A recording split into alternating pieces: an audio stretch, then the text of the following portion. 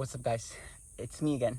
let me sit down so I could be able to,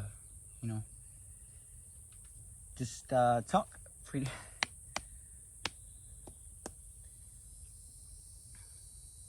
When Marisol and her husband seeing that they could no longer control me, right? When they seen that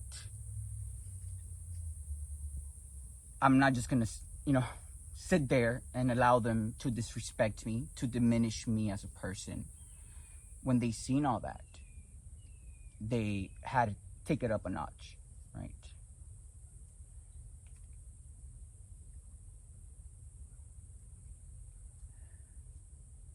They also seen that my grandmother is suffering the consequences of doing witchcraft, right? And spells and hexes and beepity boppity boop. And how are they seeing that, right? I had no idea my grandmother had fell or fallen, whatever you say that word. The only reason I found out was because my brother texted me. He was like, "Yo, did you see that grandma fell?" I'm like, "No." And he sent me pictures of bloody wounds all over her body, right? And mind you, her room is in front of my room, and there's the bathroom in the middle. There's no cameras there at all. So I text him. Well, I delete the photos because I really have no interest in seeing that, especially after my grandmother also betrayed me, right? It's crazy. Like I would never think any of my family members would do any of that stuff. But let me tell you guys a little bit of what happened before she fell, right?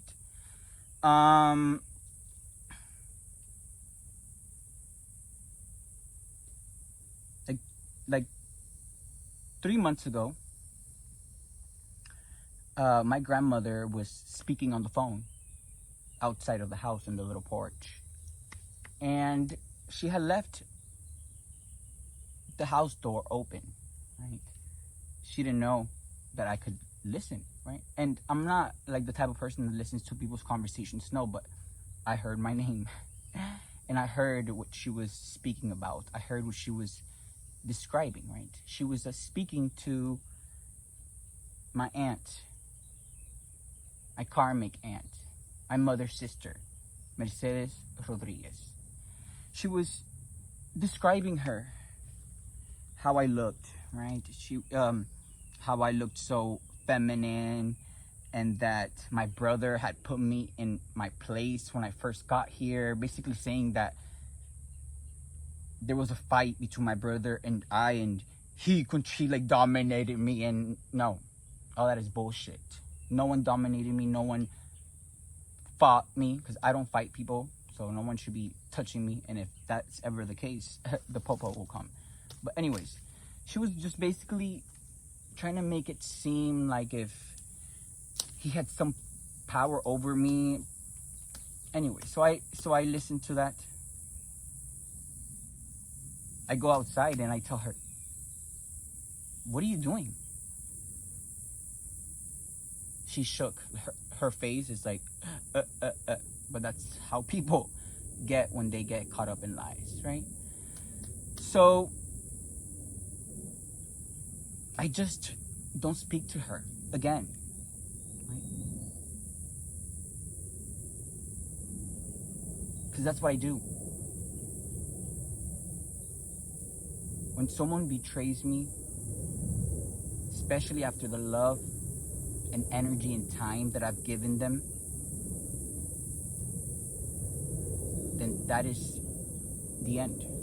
I've learned that, right? Because before I wasn't like that. Before I would just keep giving. And what about Ray? Who's giving Ray love? Who's giving Ray? Is anyone asking what Ray needs? No. But there's Ray, always helping people out, always motivating people, always picking people back up, right?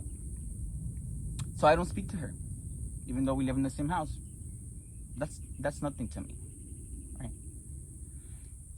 Eventually,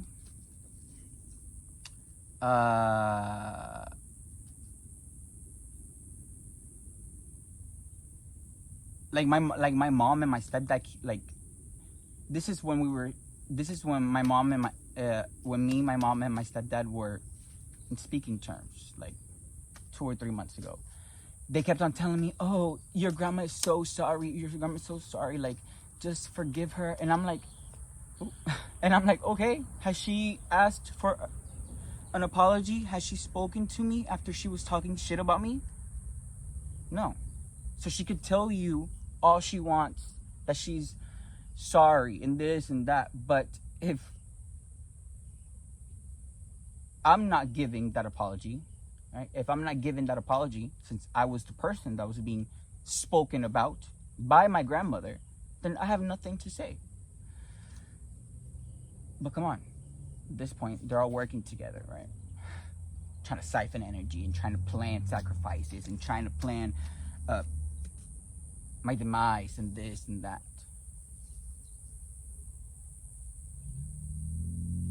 So after a month of me not speaking to her, she walks into my room, crying. And she's like, "Crisito," which is like my nickname. Like, she's like, "Crisito, I'm so sorry. I'm so sorry, like that I did that." And I look at her in the eyes just to, feel the energy, because that was hard, right? My grandmother was talking shit about me. I look at her in the eyes and I'm like, "What are you sorry for?" To see, right? She's like, for just talking all that shit. Like, I didn't even have to do that. Like, I don't know what got into me. Like I'm just so sorry. Like, I've always defended you since you were little. You were like the So it took me a second, and her eyes were watery. And I'm like, you know what? It's okay. It takes a lot for someone to recognize what they did wrong. And it takes even more for that person to actually take an action to make things better. In this case, it takes a lot for a person to apologize, and that says a lot about you. So I forgive you.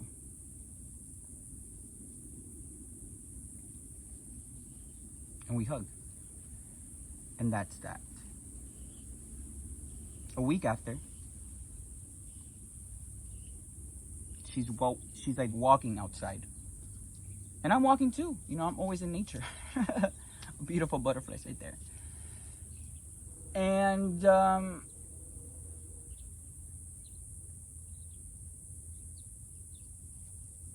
she's walking in front of me. So it's like I had turned on the street, and when I turned, I seen her walking in front of me. So I'm walking my regular pace. The butterfly's right here. Hopefully it comes so you guys can see it. So I'm walking my regular pace. And as I'm getting closer to her, right,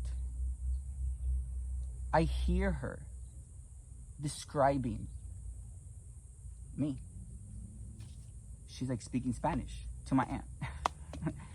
She's saying, "Oh, sí, y Angelicito tiene pelo larguísimo y, tú sabes, como una mujer y esto y lo otro." Y just continuing to talk shit about my appearance, which I'm comfortable. And I really could care less how other people perceive me, right? And it was just like even more, like just talking about like my sexual orientation, like that I looked like a woman, that I looked like I don't give a fuck what people think about me, right? I know what I am. I'm a man. Yes, I'm feminine. Yes, the masculinity comes out when it needs to come out. I don't think like that. Like, these people think very like 3D. No. And that is how people are wrong. That is how people get stuck in life, because they're so worried about what other people are doing than worried about their own life. Because I could sit here and be like, girl, and you look like a boy with your little fade haircut. But no, I don't get to that level with people, right? So I hear her, and I pass by her, and I make eye contact with her. I'm like, She's like shook again. And it's just sad, right? It's just sad that someone asks for your apology, and I genuinely forgive her, right? And it happens again. At that point, there's just nothing else for me to speak about to her.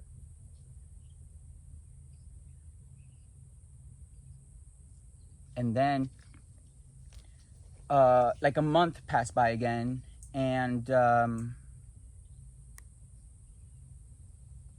I hear her, since her room is across from mine. I hear her speaking to my stepdad about me, what I was doing, if I drink coffee, if I eat or not.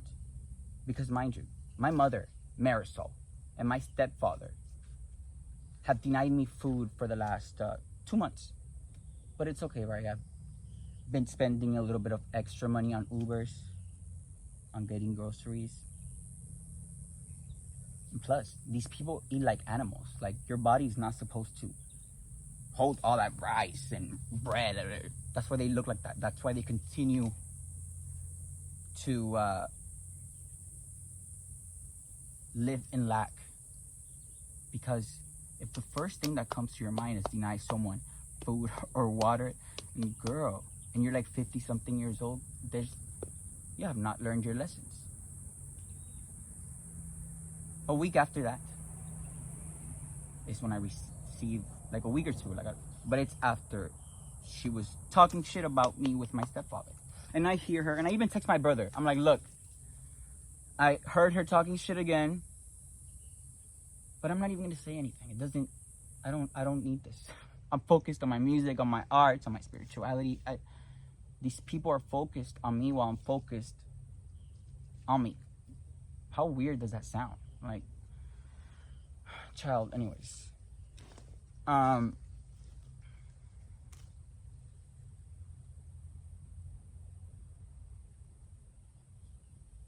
So a week or two after that, that's when I received the text from my brother, speaking about my grandma falling, and he sends me all these photos with like all these wounds around her body with like blood. And I delete the photos, and I tell him, look, I really could care less, and I'm not trying to be rude, and I'm not trying to be nice either. But I don't think about her anymore because I've caught her talking shit about me 3 times. And she came into the room, she looked at me in the eyes, and she asked for my forgiveness, and I forgave her. And at this point, I could care less. But that comes to show you, right, that there's always consequences to what you do in life. You should never be you should never be trying to harm people, trying to abuse people, trying to scheme and plot against anyone, especially if you don't know what type of protection they have. And since they're my family, they think they know what type of protection I have, but they don't, because they work in the dark. Everything they do is in the dark. Everything they do involves scheming and planning and stealing and witchcraft and spells and hexes and animal sacrifices and baby sacrifices. That's what they do. Confirmation of beautiful butterfly.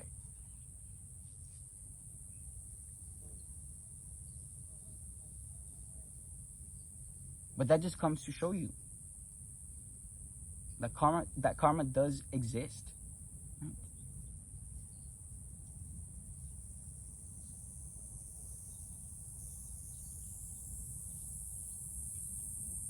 Oh, something that's weird about this whole situation with my grandmother falling. My mother, Marisol, right? She's supposed to be like a CNA, right? But we've already spoken about that. She is in no capability to be taking care of people when her mental health is very bad. She takes over like 40 different mental health medications to try and stay somewhat alive or conscious, but that does not work because we can see the instability in her eyes. We can see the instability by the way she moves. But my mother did not report at all whatsoever to any authorities, to any hospital. She didn't even call 911 when my grandmother fell. That's weird, right? Especially considering that those wounds were very big, full of blood. Maybe she was planning something. Maybe she was planning on saying that I did that. Or that, because, there's no cameras there. So, another week goes by.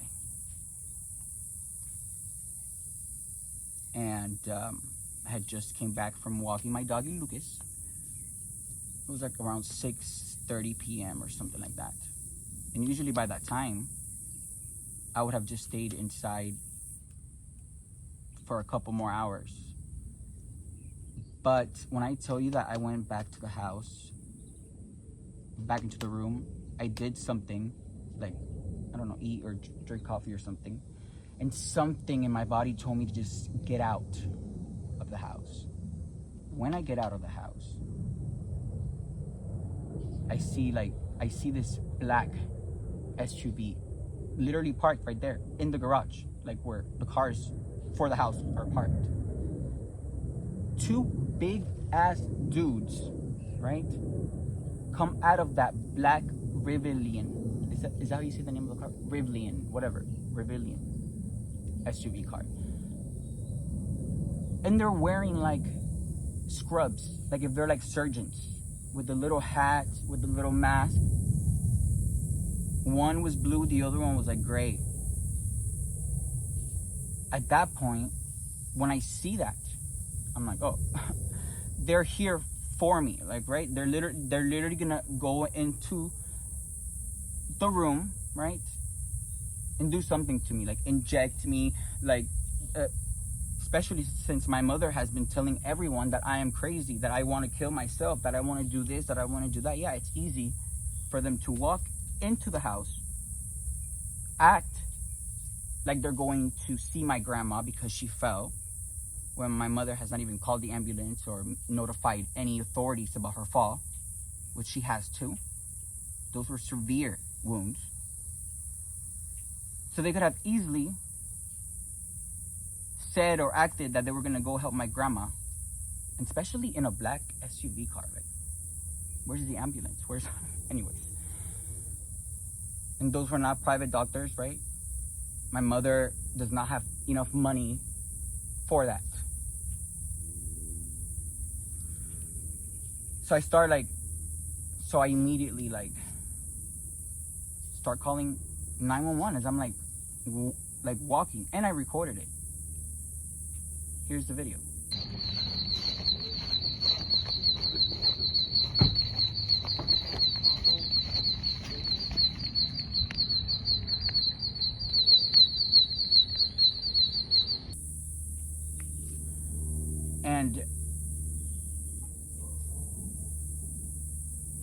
And literally, like 10 minutes after, while I'm on the phone with 911, they just leave. So what were you really gonna do in 10 minutes? Were you gonna heal wounds in 10 minutes? Or were you gonna go into my room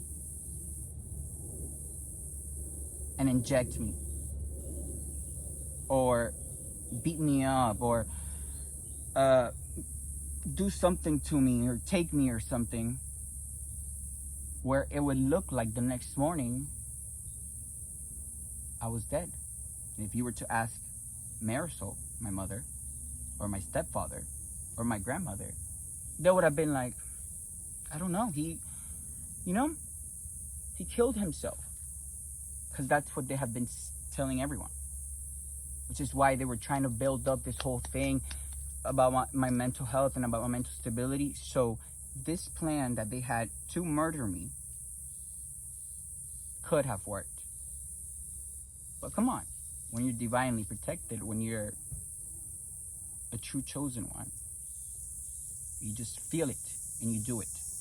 Kind of how I just felt that I had to come out of the house randomly, and I seen that. So that was the day that I escaped my murder plot.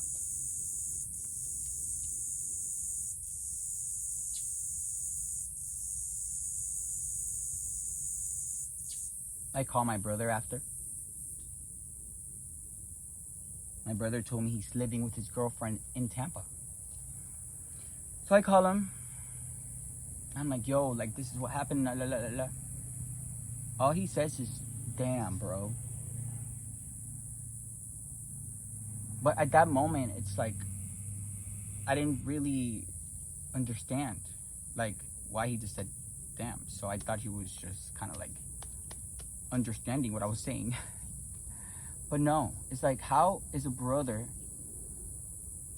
going to see his brother going through what he's going through, especially after I've never said in my life that my mother has tried to kill me until recently, because I have proofs, because I have evidence as to why.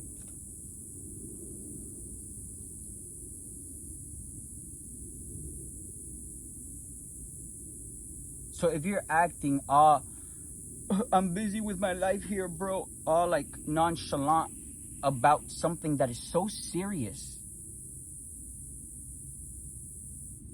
it's probably because you also had something to do with it, right?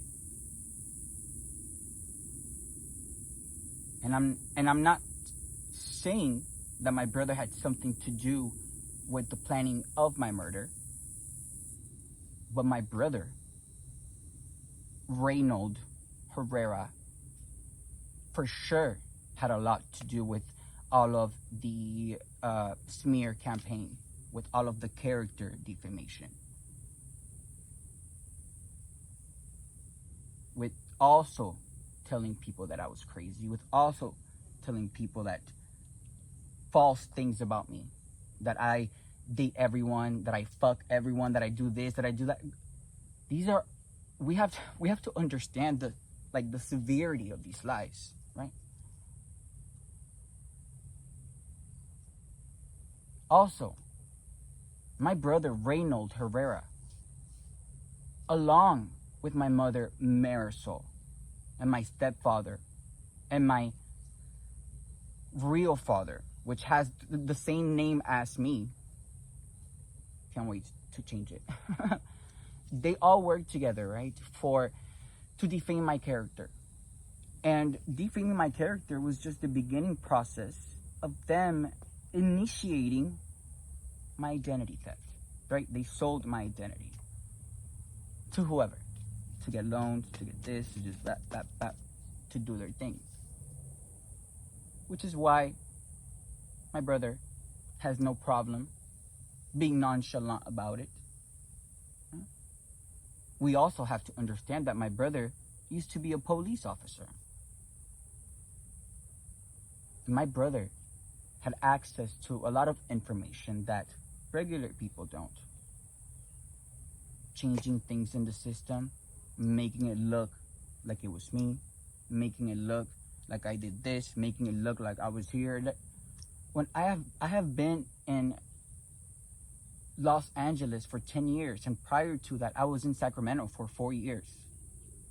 Right? I've only been living here in Florida for a year. So whatever they did,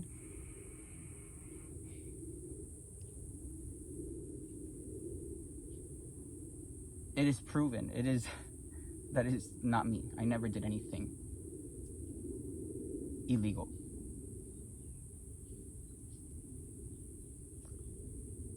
Instead, right,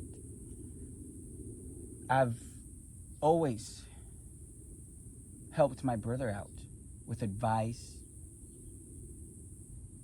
Right? I'm not someone that like, I'm divine, I'm chosen. No. You're my brother. You're chosen too, right? I'm trying to teach you the truth. I'm trying to teach you the ways. I'm trying to teach you how to meditate. I'm trying to teach you the same knowledge and wisdom that I teach everyone online in person. But you're my brother, so I'm gonna go even more in depth, and it makes me excited because I want to see you do good. Like, I want to see you in your life purpose. I want to see you on the right path. But I don't force anyone to see anything, right? I'm just here to make people realize things that they're probably not seeing because they're too ignorant to go within.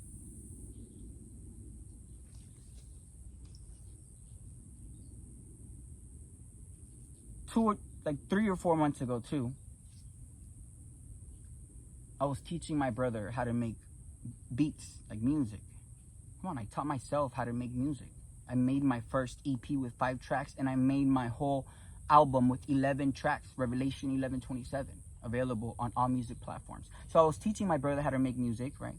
Kind of gave him the little rundown, and I left him with my computer because I trusted him. Instead, you know what he did? He grabbed my nudes because there was a nude folder there. Come on, it's like my private things. Like, I don't need to hide anything. Like, and if you're my brother, you should not be looking in that file, period. You should be focused on what you're there to do. Learn how to make a beat, and that's it. So whatever nudes my brother got was with the intent to make money out of it. Because of course my nudes are valuable. I mean, come on. If they weren't, you wouldn't have gotten them. If I was invaluable, my family wouldn't have been planning my murder.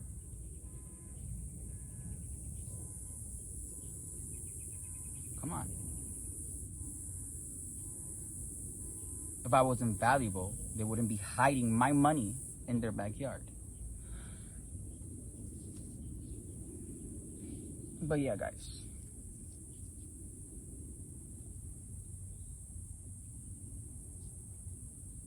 When I tell you guys that I'm just so grateful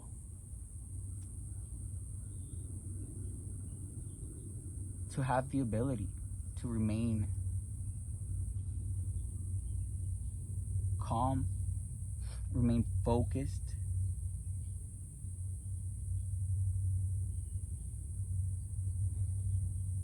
while everyone around me is starting drama and chaos. Unnecessary, right? But you can also see how wrong it is when there's like 1,000 people talking shit about one person, me. 1,000 people creating lies and rumors about one person, me. And what is that person doing? What am I doing? I have been posting videos on YouTube every single day for the last 4 or 5 months. And lately, it hasn't been every single day. It's been one day yes, one day no, or however I can distribute my energy wisely. Because I do understand what is going on. And there are things that I must do. And if it takes for me not to make a video now every single day so I can focus on what I have in front of me, then that's what I will do. Because my talents, my singing, my art will never go anywhere. It is within me. It cannot be stolen. But yeah, that's all I wanted to say.